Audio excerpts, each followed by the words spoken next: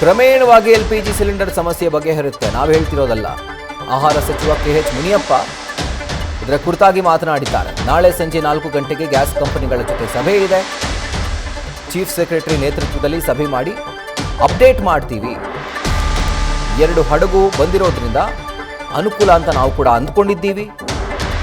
ಹೆಚ್ಚು ಖರ್ಚು ಬೇಡ, ಸೂಕ್ಷ್ಮವಾಗಿ ಮಿತಿಯಲ್ಲಿ ಗ್ಯಾಸನ್ನು ಬಳಸಬೇಕು.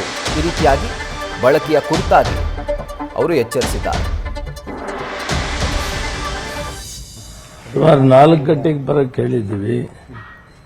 CS ಅವರು ಮೀಟಿಂಗ್ ಮಾಡ್ತಾರೆ, ಅವ್ರ ಜೊತೆಯಲ್ಲಿ ಅಪ್ಡೇಟ್ ಮಾಡ್ತಾರೆ. ಬಹುತೇಕ ನಿಧಾನವಾಗಿ ಸಾಲ್ವ್ ಆಗ್ತದೆ. 2 ಹಡಗು ಬಂದಿರೋದ್ರಿಂದ ಅನುಕೂಲ ಆಗ್ತದೆ.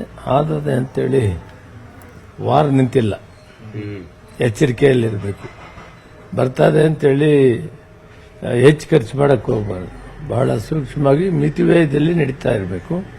ಪೂರ್ತಿ ಪ್ರಮಾಣದಲ್ಲಿ ಸರಿ ಹೋಗೋವರೆಗೂ ಎಚ್ಚರಿಕೆಯಿಂದ ಮಾಡಬೇಕು. ಸ್ವಲ್ಪ ಮಟ್ಟಿಗೆ ಹೋಟ್ಲ್ಸ್ಗೂ ಕೊಡೋದಕ್ಕೆ ಯೋಚನೆ ಮಾಡ್ತಾ ಇದ್ದೀವಿ. ಸೊ ನಾಳೆ ಫೈನಲ್ ತೀರ್ಮಾನ ಮಾಡಿ ನೀವು ಮತ್ತೆ ಹೇಳ್ತೀವಿ. ಮೀಟಿಂಗ್ ಏನಾದ್ರು ಮಾಡ್ತಾರೆ ಸರ್? ನಾಳೆ ಮೀಟಿಂಗ್ ಇದೆ.